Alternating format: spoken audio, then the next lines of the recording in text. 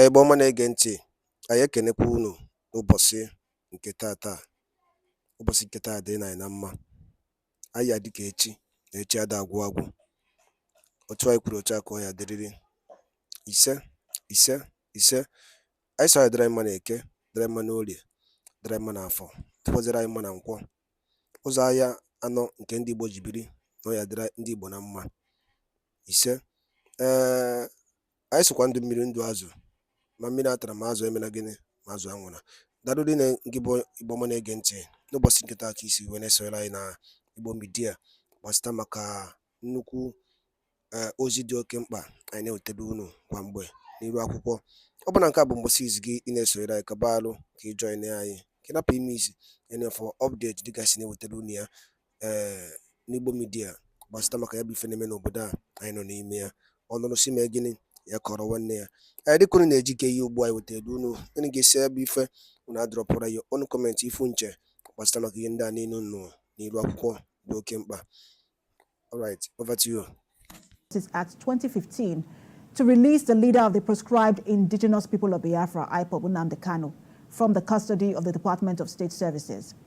In a letter addressed to President Tinubu dated 19th of June, the lawmakers elected on the platform of different political parties urged the number one citizen to commence a peace move to address rising insecurity in the southeast. Some of the signatories of the three-page letter include Obi Agwocha from Abia State, Ikenga Wuchiri from Imo State, Afam Ogene from Anambra State, Mohammed Jajere from Yobe State, Aliyu Mustafa from Kaduna State, Medela Balami from Borno State, and Abiante Awaji Nombek from Rivers State. The lawmakers in the letter urged President Tinubu to mandate the Attorney General of the Federation and Minister of Justice, Lateef Fagbemi-San, to invoke his powers under the provisions of Section 174, subsection 1 of the 1999 Constitution as amended, and Section 107, subsection 1 of the Administration of Criminal Justice Act 2015, and caused the release of Nnamdi Kanu from detention and discontinue his trial. But recall that the president extended this gesture through the office of the Attorney General to Omoyele Sowore, who was charged with treasonable felony. Now, this came after Kanu expressed his desire to have the treason charges filed against him by the federal government settled out of court. Now, joining me for in-depth discussion on this matter is a member of the House of Representatives representing Enugu East, Isi-Uzo constituency of Enugu State, Professor Paul Nnamdi. Good to have you join us, Professor Nnamdi. Thank you. Nice having me. Nice to be here. So before we get into this request by the 50 lawmakers, this particular case has been on for years, from the time where he was first arraigned, I think that was 2015, to when he was, rearranged in 2021 after he had, they said he had jumped bail. There had been attempts at political solution. What happened in those situations? No, however, I'm not trying to. Are you asking me or are you asking? It's a question. Are you with me? Yeah. Yes. Well, okay. I think most times activities will have a remote and immediate. But for now, we're facing on what we're dwelling on is not now on the past because we want to have a solution. A final solution to it, but also I want to also tell you that what we have, let's us take politics completely away from this and look at it from the security angle, which I also think that the present administration has been trying to quell the insecurity in the country. In doing this, there is a kinetic and non-kinetic approach. What those of us in the National Assembly have been doing, and what the current administration will be doing through the CDS, which I know, have been using both kinetic and non-kinetic means. Just from a few days back, there was this number of terrorists have been killed over the past 1 year. That is true. That has been working. But at the same time, it hasn't given us the required, it's not an all-out complete approach.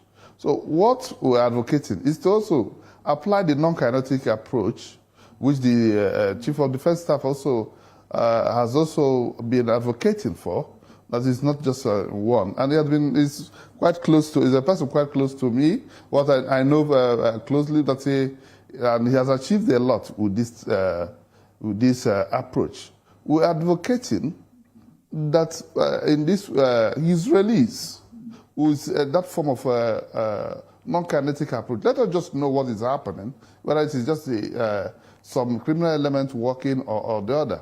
So if you don't release him, it's difficult for you to ascertain who is exactly the people responsible. And I've also heard from people around Nnamdi that he doesn't support insecurity in the Southeast. But how will you be sure when he's not being released? You can only be sure if he's released. You now know what the motive of, if there is any other thing happening, insecurity happening, you will know and find out what is the motive. Do you understand me? That is, we're not dwelling on the past, whether jumping bail or how it happened, or what led to it. What we are looking at, the security aspect, you say the whole government approach. If I may come in, Professor Nnamdi, just a minute. My question was not necessarily about him jumping bail. My question was, there have been several attempts at an out-of-court settlement by elders of the Southeast. They had even gone to see, I think it was President Buhari at that time, but it looked like nothing came out of that meeting. And I was asking why. Is it that the previous administration was not open to an out-of-court settlement, or there were agreements or conditions that were not met? That was the question. No, I'm not aware of any condition that was met or that was not met. And I'm not aware, I was in the lecture room as a professor at University of Nigeria in Nsukka when Buhari was in the power. So I'm not in the know of what's the framework of the government then. But now I'm just looking at what it is that this particular government is looking at, and what, as a lawmaker joining in the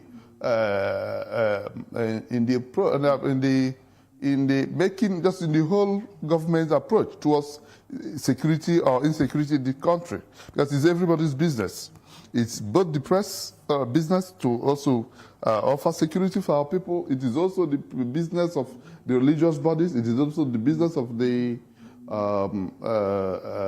traditional rulers. So it is business of the legislature actually, and executive to have, and the judiciary of course, to have peace in the land. It is in that aspect we are coming. Personally, I'm coming. I'm not going on the political solution. No. It is not. This is not time for politics. It's a time for governance. But security is everyday activity. Security is every man's business.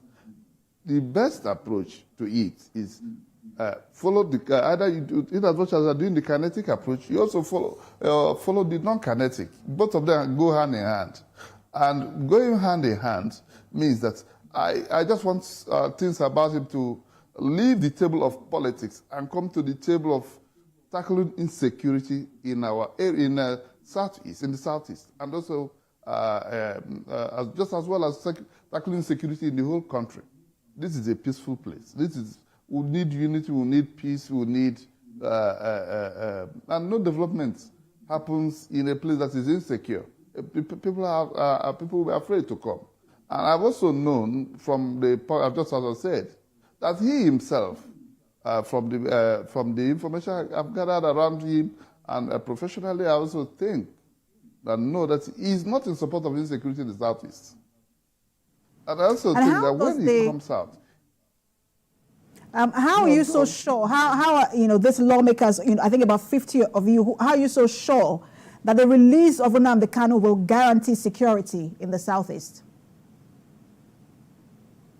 Most of the time, when people are accosted somehow, what they also say is that they are doing this because he's in detention. They are doing this because it's this and that. And it's very easy to brainwash people with this type of activities. That because this is fine, of course he has a group that he leads. That is not just a small group, but at the same time, if those groups are being agitated based on one reason or the other, the only thing we can do is to find out, this has happened over some years now, that we will now have the option. Please, why don't we get him out first and look at what other reasons? You will now know if there is any other reason where there is insecurity or not. Because that's the only reason people say that they are fighting for, or like the famous other things that are being done in the Southeast. They always trace it because it's being held. But himself is a peaceful person, and he has said it. And when he has indicated interest of out of court settlement, I think what else do we need? That means that he's also willing for peace. He's also concerned about what is happening, concerned about insecurity and others. So I think the best approach would be to get him out, and let us see if that will still continue. And I believe that if he comes out and people see he's out, and not just barely doing politics with his name and going to do this and that around him, we should remove politics aside. When politics comes, we play politics. And the people will decide where they are voting and where they are not voting. Instead of that, let us face facts. There is insecurity in the land. There is insecurity in the Southeast. If you see any mode at which that will be tackled, why don't you exploit that opportunity? That is the area I'm coming from. And having looked at it, that security is everybody's business. Security is the whole government approach towards security. Is that security is everybody's business, including yourself and myself. And it is that quota we are just reading. Please, the federal government, can you please help out to release him, and let us see if there's any other reason why there is insecurity. If you go towards some other area of the country, you can. There are those who. Yes. There are those who wonder if Nnamdi Kanu still wields as much influence as to causing some level of disruption in the security in the Southeast, upon his release, because of the Simon Ekpa factor, which many say now that has now compounded the situation. Well, you will only identify that when he's out, not when he's still inside. That's what I think. And by the way, you don't hear of Simon before now. So I think if he's released, then that question will be right or wrong. At this moment, it is neither right or wrong till he is out. So I don't know this political group. I don't know how many they are. I don't know, but let it be released first. Then we should be able to know. The question will now be answered that it is that he controls this number, or that he doesn't control this number. But the basic thing is that he's incarceration for a long time. It's also part of it cannot divorce it from the security in the Southeast. And if for example, this, because there is, he's also asking for an out-of-court settlement, and then they're looking to say, oh, look, these conditions must be met. Would you, those of you who are the 50 members of this group, would you push him to take those conditions just for him to be released? Well, I think every condition is towards getting peace in the land, towards getting peace in Nigeria, towards getting peace in Southeast. I think he will not be averse to the condition that will bring peace back, will bring development back, and also bring in unity of the country, because it's also part of the unity. It's also towards galvanizing unity among our people, among the Nigerian, because there's no peace where there's insecurity. I think I haven't seen any agreement drawn by the federal government about his release, but most of the time, that's if he's out, it is enough agreement that he's out. His followers that have been agitated, that some of them have been they are also in several prisons. They're out. And so also those that felt that some of the things that were done in his home, and some of the people that have been killed in one way or the other due to that agitation, he's a de facto person that could also is a key player towards his release is a vital point towards stemming those insecurity, and also he's also working with may also help the government to stem those tides. Because I just think that you must explore all the options for peace and options to have peace. The CDS has been doing Operation Udok and all this. This is also part of it. Part of it is releasing him, giving him a voice. Why don't you, I have also looked around him and from information I gathered around people around him. They said he is against insecurity in the Southeast. But how will it be? How can he stop it being inside the incarceration? People are saying, hey, release. There was sometimes you will say news. Whenever he goes to court, you hear a lot of people coming, you hear comment, people are glued to the television to see what the outcome of it. I also know, there was one time during our campaign, there was this news that there's one court case, and there was this uproar of joy in certain areas. These are the type of things. These are key indicators. Because when you are negotiating, when you are doing things with non-state actors, they don't have uniform. You don't know the organization, you don't know the cells. But when such person comes, as he commands a lot of respect among them, please give peace a chance. I think it will go a long way towards having peace in the Southeast. Mm.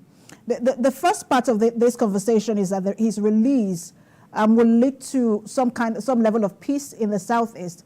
But there's also another part of the conversation, which was what led to all of this in the first place, which was the agitation for secession. If he's released, do you think that also will lead to a drop in the agitations for secession? I don't think when someone says he will now opt for out-of-court negotiations or out-of-court settlement, I think those ones now be tackled. He's not saying that he's out, that he's now coming for out-of-court negotiation for cessation. It is a certain out-of-court for peace. There are two things. I think that one is a secondary aspect of it, because it is a bit of a continuum. The first one is coming out. The second one is how do you achieve a long-term peace, and also peace that is stable. That's what it is. But you have to do first and foremost in any process or any developmental initiative. It's also you do the first thing. That's the first part of the issue. Then the other one comes first. He has not. I think some of those he's coming out, and the certain aspects of developmental initiative will do a lot of ways to mitigate against things about agitation, because people agitate for a reason. However, democracy is not different from the life of other people. When people feel that they're not getting the dividends of what they are, and they are not having things that will encourage them to live in peace, I think I will tell you, just like one person, somebody that feels that his, excuse me, somebody that feels that his tomorrow is better than today will not go and carry any weapon, because he wants to live to see the tomorrow that he's aiming to have. I think it's just about, the whole thing boils down to maybe having good governance, having dividends of democracy, seeing that the government works for us, all of us, and not seeing if there's any aspect that maybe people feel that government is working for the privileged or government is working for the few of a particular sect, then that's where those things come from. But those ones are not an issue now. What is the issue is release him and let us continue the act of governance, and there will be development that is encompassing, that is in every part of the country. I think those things will die down. Nigeria is not the only place that's agitation. There's agitation, but the government do a lot of developmental efforts to. I can tell you when Yaradua started the idea of in Niger Delta, there was a lot of agitation, but today you don't see it again. I also believe that if we go that route, it will see. I also commend the CDS for the work he's doing in the Northeast and also currently in the Northwest. Those things will, because those areas they have used both kinetic and both non-kinetic, and it's working well, and there is a bit of stability in those regions. This is what exactly we are preaching. This is exactly what we are appealing for. That let him be released, and as a means of as a type of non-kinetic approach so that peace will start coming. His release, whilst we are advocating for his release, but that cannot be a one-size-fits-all solution. What is being done whilst you are advocating for his release, what is being done in the Southeast to create or to foster dialogue and then create an environment that is conducive for reconciliation and growth? Come again in the question about what is happening in the Southeast. I was asking that whilst you are still advocating for his release, what is being done at the moment to foster dialogue and then create an environment that is conducive for reconciliation and growth? No, you don't. Those things. This is part of the sensitization, and this is that is it. But he's a very important key player in that aspect of dialogue. This is a part of the sensitization. This is part of informing the government that it is. This is what I will call an encompassing process, where both the legislatures and some of the most the community leaders advocate that if every other thing are being done, this is also be done, and it becomes part of the dialogue. It becomes part of the because remember the famous equation where you say that you don't shave people's hair in their absence, and that's what I was saying. If we go there, if he is there, he has people that he will listen to him among those people. He is a man of respect, so I think that when some of them sees that he's released, there is a lot of joy and there's a lot of acceptance, even towards that dialogue you're talking about, and even towards a stability. Because you also need the governors, the government, and people of the Southeast. They are people of peace, actually. Anybody that likes development, like peace. And that's what, you will agree with me, if you look around the country, you will see that a lot of members of just every other person love development. But also the people of Southeast are people that are striving for one height or the other with intent to achieve development wherever they are. So I think that everybody will be happy if this is done. It's not just the Southeast, because other members of Nigeria in Southeast. But when we talk of Southeast, you think it's just maybe Igbos alone. No. You have Hausa in Igbo land. We have in Southeast. We have Yoruba in Southeast. We have other Ibibios. We have thieves. We have every part of the country, just like Igbos are in the other part of the country. Those people are also there. All of them need peace. And we have to live in peace in the country. We need peace to achieve meaningful development and also to achieve what we set out to in the governance of the country. Are you following up on that letter, Professor? Are you following up on that letter to the president, and what sort of feedback do you have?